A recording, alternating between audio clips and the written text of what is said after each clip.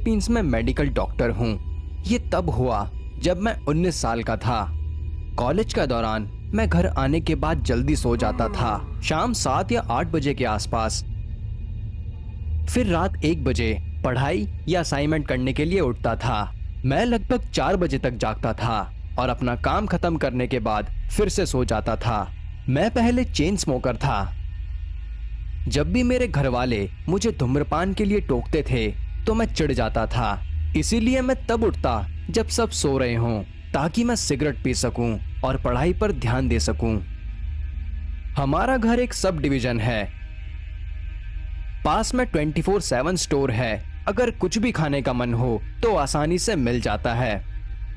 घर बड़ा है और उसमें गेट भी है। एक रात करीब 1 बजे मैं फिर से उठकर अपनी परीक्षाओं की तैयारी कर रहा था और असाइनमेंट भी बढ़ रहे थे, तो मैंने पूरी रात जागकर काम करने का फैसला किया। तभी मेरी छोटी बहन जो कॉलेज में थी, उसने कहा कि घर के बाहर की सभी लाइटें बंद कर दूं और दरवाजे गेट ठीक से बंद कर लूं। मुझे ये सुनकर आश्चर्य हुआ। किस लिए? उसने कहा, शादी के जोड़े में सजी एक औरत का भूत वो लालटेन लेकर हमारे गांव में घूमती है। हमें अपने घर के बाहर सभी लाइटें बंद करनी पड़ती है ताकि वो लालटेन की ओर आकर्षित ना हो। मेरा मतलब है, अगर उसे घर में कोई भी लाइट दिखती है तो कहा जाता है कि वो उत्सुक हो जाती है। वो अपनी लालटेन नीचे गिरा देती है और घर में घुस जाती है, खासकर अगर घर के दरवाजे खुले हों। मुझे लगा वो मजाक कर रही है। वो जानती है कि मैं रात को 1 बजे पढ़ाई या काम करने के लिए उठता हूँ। उसे ये भी पता है कि मैं बहुत धूम्रपान करता हूँ।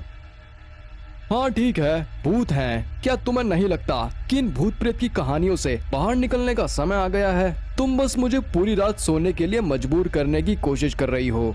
चेहरे पर गंभीर भाव के साथ उसने कहा, मैं मजाक नहीं कर रही हूँ। अगर तुम मेरी बात पर विश्वास नहीं करना चाहते हो तो ठीक है, बस बाहर की लाइटें बंद कर दो। उसके बाद वो मुझे अकेला छोड़कर अपने कमरे में सोने चली गई। मैंने उसकी बात को एक धोखा समझकर नजरअंदाज कर दिया। उसी रात मेरी सिगरेट खत्म हो गई तो मैंने पास के स्टोर पर जाने का सोचा, जो 5 मिनट दूर था। रात के 3 बजे थे। चारों तरफ सन्नाटा था। पड़ोसियों के घर की लाइटें बंद थी। अंधेरे में सिर्फ स्ट्रीट लाइट और चांद की रोशनी थी। वहां टहलते हुए अचानक ठंड लगने लगी। हालांकि हवा नहीं थी। ये वही ठंड थी जो फ्रीजर खुलने पर महसूस होती है।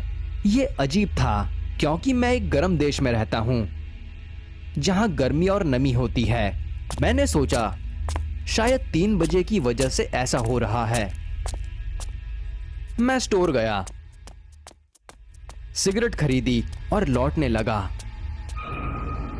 अब ठंड के साथ ऐसा लग रहा था जैसे कोई मुझे घूर रहा हो या पीछा कर रहा हो। मैंने पीछे देखा लेकिन वहां कोई नहीं था। मुझे डर लगने लगा, लेकिन मैंने खुद को संभाला और साइंटिस्ट की तरह सोचने लगा। सोचा शायद ये मेरी बहन की डरावनी कहानी का असर है। मैं तेजी से घर की ओर चलने लगा, लेकिन जैसे ही मैं पास पहुंचा, कुछ दूर एक घर के सामने एक महिला जैसी छाया दिखी जो मेरी ओर बढ़ रही थी। मैं स्तब्ध रह गया। दिल जोर से धड़कने लगा और मेरी गर्दन के पीछे के बाल खड़े हो गए। सचमुच रोंगटे खड़े हो गए। जब मेरी आंखें चीजों को समझने लगी तो ये स्पष्ट हो गया, वो सफेद गाउन पहने और घूंघट में ढकी हुई थी, जिससे उसका चेहरा दिखाई नहीं दे रहा था। वो दुल्हन जैसी लग रही थी। अजीब बात ये थी कि उसके बाल उसके शरीर के आर पार दिखाई दे रहे थे। मैं उसकी हरकतों को चलना नहीं कह सकता था। ऐसा लग रहा था जैसे वो तैर रही हो। उसके बाएं हाथ में एक लालटेन थी। जैसे जैसे वो मेरे करीब आती गई, मुझे रोने जैसी आवाजें सुनाई दी। अजीब बात ये थी कि उसके चेहरे पर एक ऐसी मुस्कान थी। ने लगा। फिर मैंने उसे सुना, लेकिन उसकी आवाज फुसफुसाहट जैसी थी। उसने मुझसे पूछा, मेरा पति कहाँ है? उसने ये बार बार दोहराया और हर बार ये तेज होती गई। मैंने कोशिश की कि ध्यान ना दूं और प्रार्थना पर ध्यान केंद्रित करूं। अचानक फिर से शांति हो गई। उस पल मुझे नहीं पता था कि मुझे अपनी आंखें बंद रखनी चाहिए या खोलनी चाहिए। मैं बहुत डरा हुआ था। मैंने रिस्क लिया और अपनी आंखें खोली। वो गायब हो गई और ठंड का एहसास भी चला गया। मैं तुरंत अपने घर भागा, सभी लाइटें बंद कर दी। फिर मैंने बाकी रात अपने कमरे में बिताने का फैसला किया।